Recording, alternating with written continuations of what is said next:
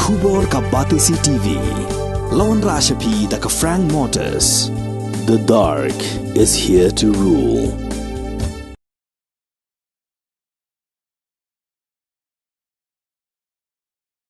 Kekeruak Khubor no Superintendent of Police City ubah Vivek CM ulah penting bagi Pulit kelai okam yang Briew geberon keti dan penyap dusman ubah Omega Merthong ubah nak Shnong Mawlai Ngut. Kalkom kekeruak Khubor Pulit kelai tu ubah Omega Merthong laipus nam kerta ulah jar ngai nadu ke arpun tarik urumpang arjar apulai bala register kes halumding jiri police station.